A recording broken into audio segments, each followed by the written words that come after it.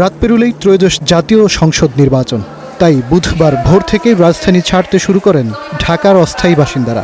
উদ্দেশ্য গ্রামে গিয়ে ভোট প্রদানের পাশাপাশি পরিবারের সঙ্গে সরকার ঘোষিত ছুটি কাটানো।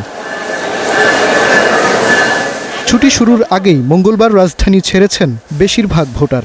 তাই বুধবার সকাল থেকে গাবতলী বাস টার্মিনালে যাত্রীর চাপ ছিল কম। আগের দিনের ভিড় এড়াতে কিংবা তুলনামূলক দূরত্ব কম এমন যাত্রীরা ভোটের উচ্ছ্বাস নিয়ে ঢাকা ছাড়েন বুধবার। আছে বাড়তি ভাড়ার অভিযোগও। ঈদের মতো ছুটি লাগতেছে, যাচ্ছে নির্বাচনটা ভোট দিতে অনেকদিন পর। আগে 120 টাকা নিত, এখন বলতে 200 টাকা। আমি বললাম যে রেগুলার ভাড়া তো 70 টাকা, পরে বলে কি না 200 টাকায়।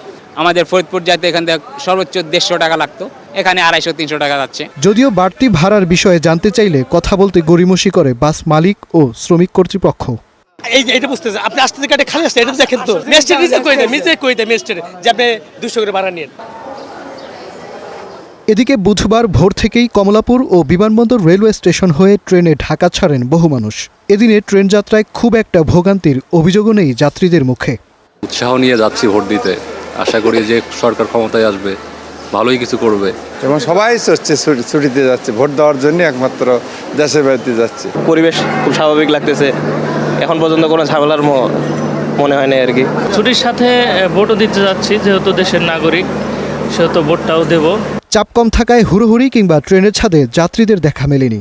এদিকে শিডিউল বিপর্যয় ঘটেনি বলেও জানায় স্টেশন কর্তৃপক্ষ। গত দুদিন ধরে ব্যাপক যাত্রীর চাপ ছিল। আপনারা জানেন যে বিমানবন্দরে আমাদের একটি প্ল্যাটফর্ম।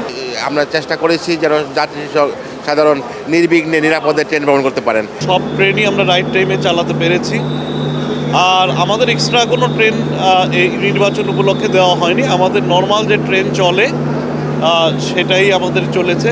বুধবার ঢাকা ছেড়ে যাওয়ার কথা রয়েছে 43টি আন্তনগর ও 26টি লোকাল ট্রেন। এদিন প্রয়োজন হয়নি বাড়তি ট্রেন সংযোজনেরও।